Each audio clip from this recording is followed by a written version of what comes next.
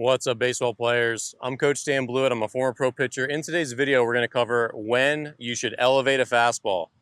So obviously there's been more in Major League Baseball about elevating, throwing high fastballs than ever, because we've learned a lot about spin rate and how that interacts with trajectory and what hitters perceive as the ball rising and all that sort of stuff. And so a lot of that has trickled down into amateur baseball, but there's a lot of confusing things that I want to clear up today in this video about high fastballs.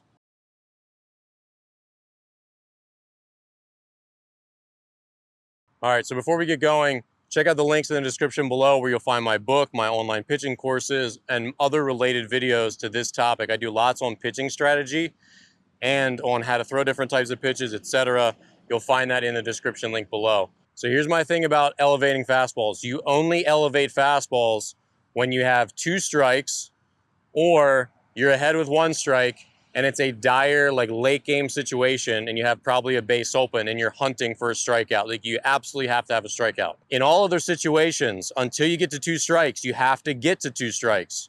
So if you elevate a fastball on the first pitch intentionally and he doesn't swing, what happens? It's a guaranteed ball. It has a 0% probability of being a strike without a hitter swinging. And so when I say high fastballs, I'm not talking about inside the strike zone. You would never intentionally throw a pitch in the strike zone up in the zone, because that's where hitters can handle it. They can smash that ball, and when pitchers are up in the zone and they mishit them, they go into the gaps. When they're down and they mishit them, they become ground balls. That's an important thing to understand. Mishits in the air get blooped over the infield for singles. Mishits on the ground are grounded out, and of course they can sneak through too, but they're not going to damage you as much. And so even if a hitter often swings, let's say the first pitch, say he's a very heavy ambush hitter, even if you would bet your house on the hitter swinging on the first pitch, you still don't throw high fastballs. Why? Because it's going to be a ball 100% of the time if they don't swing.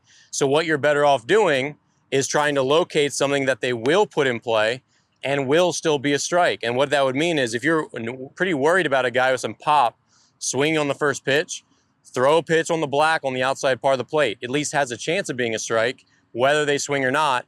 And if you actually locate on the outside part of the plate and they swing, they're not going to be able to do much with that pitch. But up here, if you miss down, adios. And if you hit your spot and they don't swing, it's a ball, and now you're behind the count. And so now you have a big, scary hitter up, and you missed. So now you got to throw what? You're 1-0. You need to catch up. You're not going to throw another high fastball and then be 2-0, right? So it really puts you in a bad spot if that's your mindset, where you're trying to guess whether they're going to swing without having 2 strikes. And this changes a lot when you get to 2 strikes. So when you have 2 strikes and you're a harder thrower and you elevate a fastball, there's a pretty high probability that they'll swing at that. I'd say probably better than half, because hitters are antsy. High fastballs look like hittable pitches like pretty early and pretty often. Like, they look like strikes for a long time in their flight. So unless it's like eye level, which you don't swing at that very often, if it's at the letters or slightly above, like just above the strike zone, hitters swing at that a lot when they have 2 strikes. So the likelihood of you getting what you want, which is a strikeout or a pop-up or a foul ball, is pretty high when you have 2 strikes, but it's very low early when they're going to be more selective, and they don't have to swing at stuff that's outside the zone, whether it's a fastball or pitch on the black or a curveball in the dirt. They don't have to swing at that when it's early in the at-bat. So that's the big distinction. The other thing that I want to discuss is that throwing up in the zone is a choice. It's not a way of life.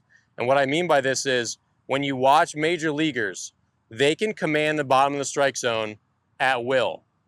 Just because they choose to throw high fastballs doesn't mean they can't throw it down there. This is not true of amateurs in most cases. Amateur pitchers, they throw up in the zone much more often than pro pitchers do, because they miss there, because their command is not that good, because they cannot reliably locate the ball down the zone. And so when they're pitching up in the zone, they're doing so accidentally. There's a big difference between that. Pro pitchers, they choose to elevate, but they can throw down in the bottom of the strike zone anytime they want to, and that's their set point. Because the thing is, if you're a sinker slider pitcher, yeah, you can elevate, but every time you throw a fastball down and then throw a slider or a sinker after it, it looks like that fastball. Whereas if you throw all your fastballs up here and then throw a changeup or a slider down, those look nothing alike. curveball pitchers who they can throw up in the zone a little bit more because a curveball that starts here breaks into the zone, and then if you throw a fastball in that same spot that stays up, they look identical.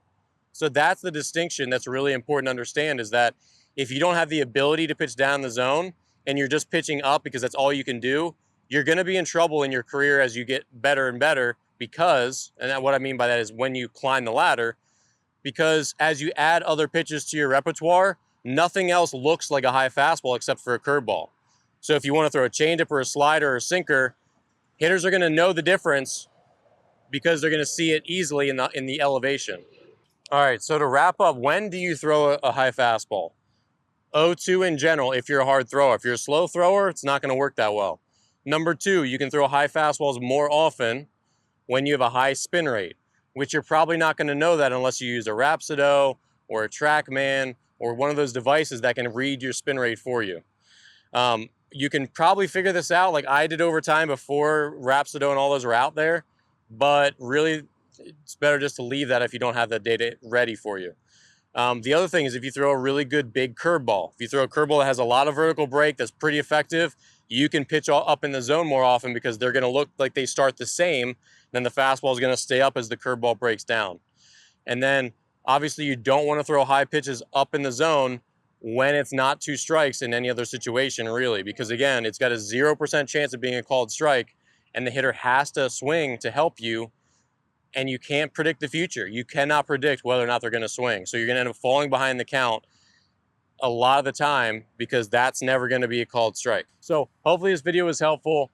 Spin rate and watching major leaguers, those are important things to pay attention to, but they can also be red herrings and lead you in the wrong direction because not everything major leaguers do is something that youth players should do or amateur, even college players should do because they're just way better than you. And they've been through a lot to get to that point, and that might work for them in the level that they're at. It may not work for amateur baseball. So thanks again for watching. I'm Coach Stan Blewett, and I'll see you here in the next video.